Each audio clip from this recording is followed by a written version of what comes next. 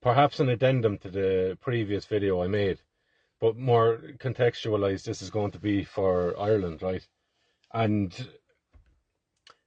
one of the big breakdowns I think we're seeing, it's nearly a generational breakdown, right?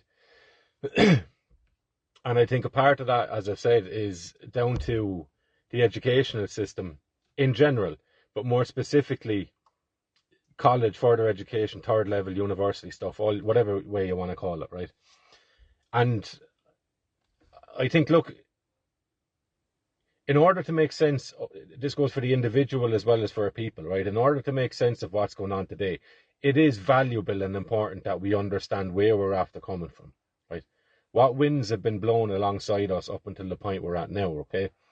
And if you're like me, or if you're as old as me even, right, you might remember in Ireland growing up that the idea, this would be different for different people depending on your background, right? But the idea that I had of college and university when I was a child was that it was something that wasn't for me, right? It was something that was really top level stuff for really exceptional people and people who had came from backgrounds that required these educations, right?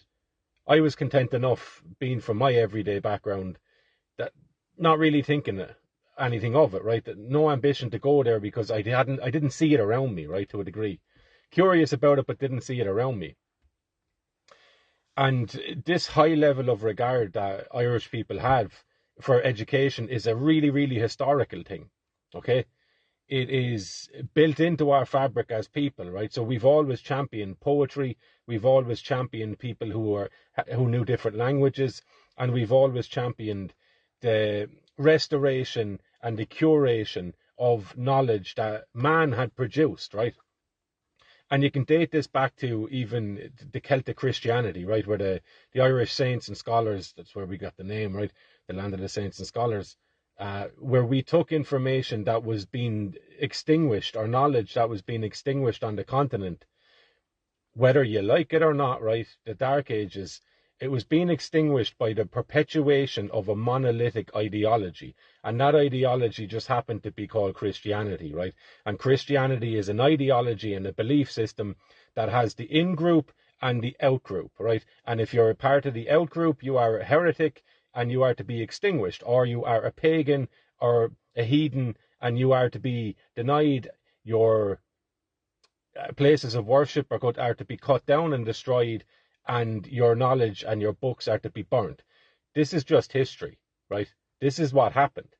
However, on the far-flung edge of Europe, there happened to be a people, Irish people, who really worshipped and honoured and respected the collection of thought, the collection of view, the collection of history as it was handed down orally or written, linguistically, right, or whatever you want to call it, in writing. We respected the fact that this stuff was a storehouse of our history, right? And we collected that, and we safeguarded that, and we went and we lived on islands hanging off the edge of the earth, right, in order to store this stuff and to safeguard it from danger and from being destroyed, right?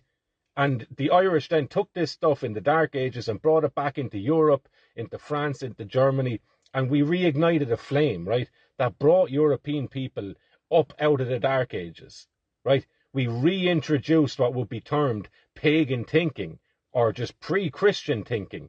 We reintroduced that into Europe, and it reinvigorated Europeans, and it led to the Renaissance, right? It led to the German mystics. It led to the Reformation. It led to Protestantism, right? It led to, whatever your feelings on it, it led to a split and a breaking away of the monolithic view that there's only one way of interpreting the world, and that is the Christian way, and everything else, hellfire.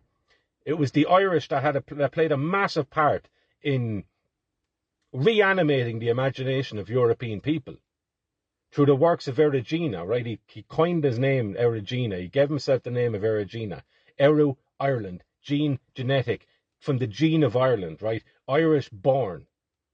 And this philosopher brought a lot of pre-Christian Irish thinking into his philosophy, right? And he was trying to combine and synthesize this oppressive Christian outlook onto pre-Christian ideas to neutralize the conflict between them so that people could get on with exercising their free will, right?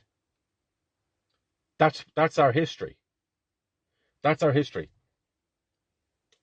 However, and I'm not falling away right from my original thinking, but what we see now is that there's a breakdown in generationally between people, a breakdown in how we regard knowledge, what our relationship is with knowledge, and who are the authorities, if there are to be any authorities that bequeath this knowledge to us, right?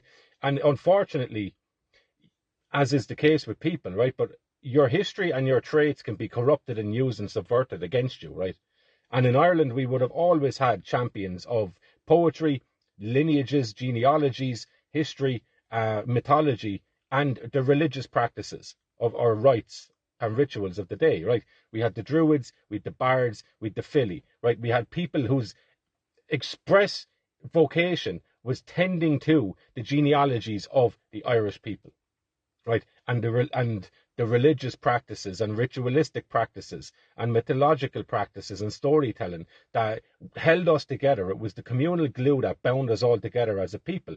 We shared the lessons of all of these things. It was in our blood, right? It was the thing that we did together. So naturally, what comes out of that then is a common sense, an understanding of the world that is common to all people that partake in that society, right? We're bound by blood, we're bound by community, and we're bound by the psyche, right? We're bound by our specific and peculiar Irish minds and our tendencies, right? But these Druids were hunted down and killed. Okay? They hid some things, and they were blessed and brilliant enough to bring this stuff back into Europe, but they were hunted down and killed. That's what the snakes being driven out of Ireland is a metaphor for. Driving out the old knowledge holders that were pre-Christian. That's what we lost. These champions of philosophy and free thinking were excommunicated and killed in this country. The genealogies that we knew and that we followed, right, was destroyed to a large degree. We knew all of a sudden we know not from where we came or from whom we came, because the people that collected this storehouse of knowledge were killed or driven out of the land, right, to live in the woods, to live in the hills. The banishing of the Sidhe to the hills and the mountains, right? That's what we were dealing with. Priests took over that, obviously, right? And we relied on priests for our theocratic or theological interpretation of existence in the world. Tell us how the world came to be, God made it. Tell us what way we should be, sin, not sin, right? And we became very simplified people as a result of that. And that tendency was it extended over such a period of time that became our common sense, right? That the priest tells you which way to be, which way to turn your head, all that stuff. So we deferred to an authority external to us to tell us how we should be and how we should interpret our own experience in the world, right? And again, many people were murdered, butchered, burnt, and destroyed for not wanting to go along with that. Okay? Simple history. This is simple, undeniable history in this country. So we've learned to go along with this external authority or face the consequences. And we did what we needed to do to survive. There's no point in laying moral blame on a situation that I've never experienced, right? Because we're here. I'm here as a result of the decisions that people who've come before me have made. And to a large degree, those decisions were obviously pretty advantageous to them people and to myself, because it enabled them to survive and to stay alive long enough, not just to have me, but I'm a result of their survival, right? And so on and so forth. And that's the gift that you hand on. However, all control systems and dominant worldviews change, right? It's part of nature. There's a cycle for this. Nearly all civilizations have their different ways of demarcating out these cycles and defining these cycles, right? And one of the most obvious ones that we have, and probably most well known to people, is astrology, right? That we have the 12 houses of the zodiac, and each of these little houses speak of or amplify or accentuate a certain tendency or proclivity of human beings. And we cycle through those stages, or we cycle through those houses. So each different age, depending on how it's broken down, right, will have a different flavor or a different tendency to it, a different human habit, a different human way of experiencing things, right? It's not set in granite, but it's a different tendency, right? Like when you're young, you're more outgoing, you're more liberal, if you want to use that word. And when you get older, you're more set in your ways, right?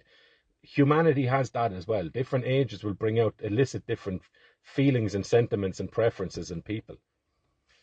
And naturally, as a result of that, we had the falling away of the theocratic institution of monotheism, that this is the only way of seeing and interpreting the world, right? And the us and them mentality that goes along with many of these religions, right? So you're either with us or you're a heretic, and you'll burn in flames when you're dead, right? You're a heathen, pagan, blah, blah, blah, whatever. That tendency in man doesn't go away. It just takes on a different garb with the ages, right? And just as we had this happening in the religious times or deeply Catholic times in Ireland, it morphed into something else, right? But it didn't go away. It just turns into professors and lecturers and scientists, right? That now they tell you which way is up and which way is down, and how you should interpret your experience in the world. And they also tell you how you should behave, what's moral, what's immoral, what is the grace of God and what is sinful, right? And these people go and they work in these universities, right? And because we have such an ancient reverence for those who attain knowledge and those who bequeath knowledge and information and wisdom, Irish people tended to regard universities and colleges as something that is beneficent automatically. It's automatically a good thing. And we had a few generations of people that wanted to put a few pennies away to get their kids into college so they could get the better jobs, right? They could climb the ladder. They could be more impressive in their life in terms of the vocation that they attained or that they earned. However, there's a breakdown in that.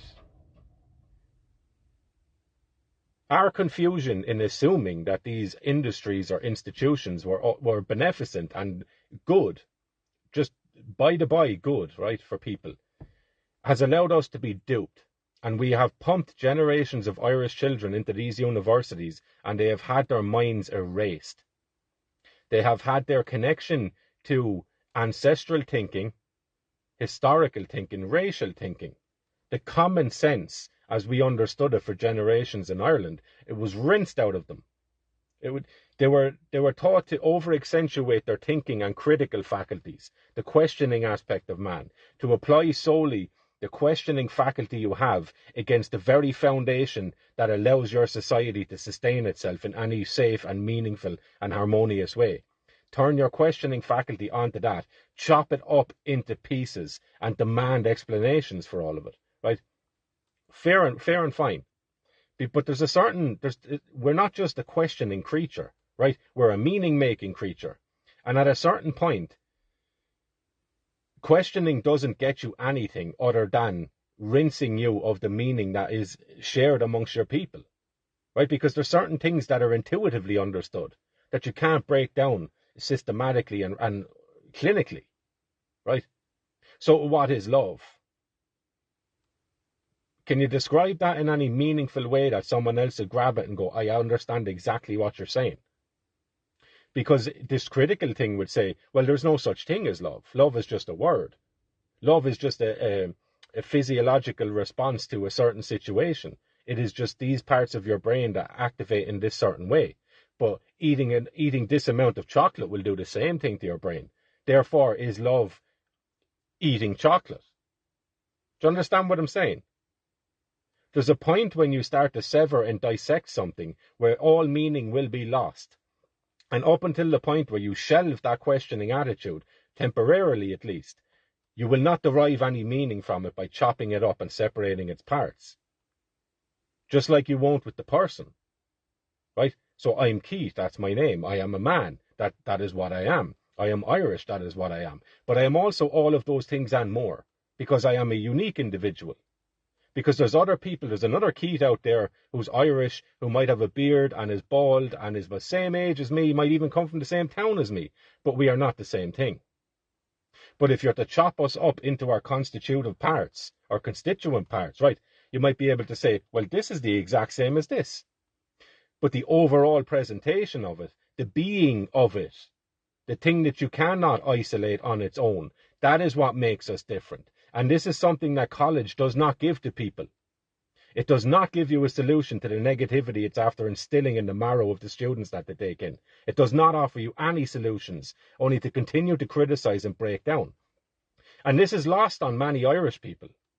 Those who did not go to college and universities and have this reverence for it as some sort of pinnacle of human achievement in Ireland and some serious goal for all Irish people, kids especially, to be aimed and directed towards. They don't understand this. They think that their children are being churned out of these places far more intelligent than the parents were. That is not the case.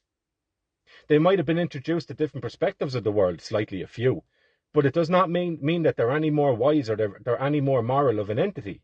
They're simply not, to a large degree, right? But Irish parents, many of them, generations of them, they don't understand this. So they're looking at their children coming out and having these questions and dissecting things and turning against the ways that were done, right? The common sense that was instilled and developed in Irish people for decades or generations or centuries, right?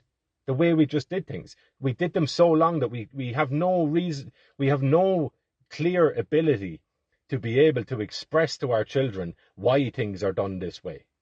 Because all they have is questions for it. They will demand answers and they will question every single thing you do. Every single thing that goes towards making up the culture and society that we had in Ireland. And for those who are not, we call a spade, right? We lapse into a familiarity of this is the way things are done. And we do this because this is the way things are done, right? Because we've never questioned it ourselves. There was no need to. It was the waters we all swam in. We all understood that this is the way things are done. These are the faux pas. Don't do that. Do this. This is better. People like when this happens. We understood all this stuff, right? But not enough to be able to explain it to people because we just accepted it as a default setting. Because that was the society we were brought up in. That there's one way of doing things and the other things should be shunned to a degree. Or certainly avoided, right? So when we have children that are coming out of colleges and they're questioning all of these things, which is fine, we are at a loss to be able to communicate with them. Because we cannot explain these things to us because they were nearly second nature to us. And things that we do unconsciously that become second nature, we kind of do them without being able to explain why we're doing them or the reasoning behind it at all, right?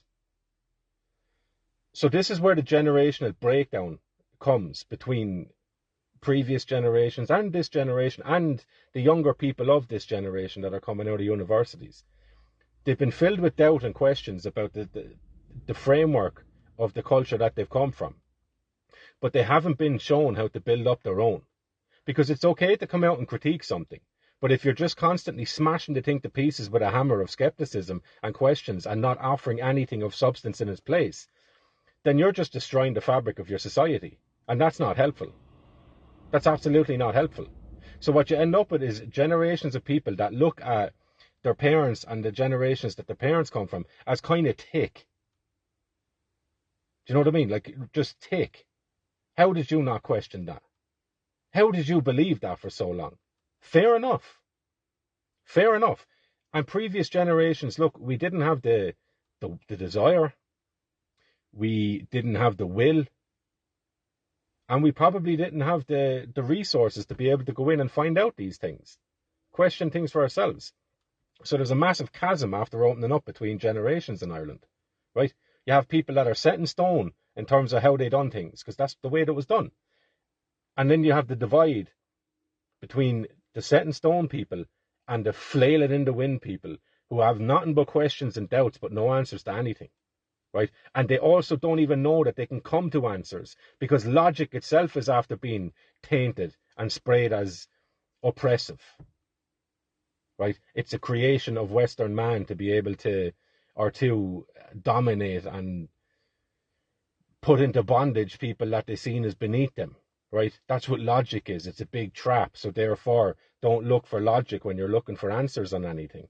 So you have these empty heads coming out of college with nothing but venom and vitriol in their veins for what has come before them. And the people that have come before them have never questioned their own metaphysical worldview, right? They've never questioned anything to do with reality to a massive degree. And you can argue with me if you want, and individual cases prove the point, right? Exceptions prove the point.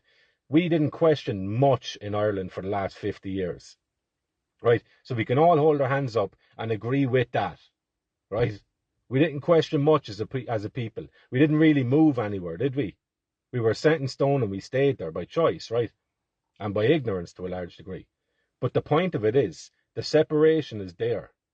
And until the point where the new generation and the older begin to start looking at it this for the disease and the corruption that it is, we'll never create anything going forward. It'll just be a continuation of do this because that's the way against I'm not doing that, explain to me why I should. So you have people that have no answers or one answer, and if you only have one answer to every human question, you're wrong, right? You've got nothing. And you've people that demand answers to a multitude of questions that they have. The communication is severed and dead. They cannot talk to each other because they're not teaching each other anything. They're not learning from each other. And then you see the degradation of older people. They just become a burden, right? Oh, we have to pay their pension now for whatever amount of years. I don't want to look after granny. I don't want to look after mama. Send her into a home, sure, we can sell the house and then we'll have a few quid. This is the state of the attitude that we have in this country. And it's because of a breakdown. The intellectual and philosophical baton has not been handed on, right? We refuse to move with the times to a large degree. And we refuse to cultivate new ideas or to look at older ideas afresh and hand that on to our children. Tantalize them with something interesting. Because the default setting otherwise is you parade your kids into a college and their rational faculty gets rinsed out of them. And they're incapable of cultivating any meaningful worldview as a result of that. So we can all do better with this. And we have to do better with this. Because you're seeing in America now, and you're seeing it here too, you're dealing with zealots, right? You're dealing with zealots who have no empathy for people outside of their bubble. And violence is in their veins.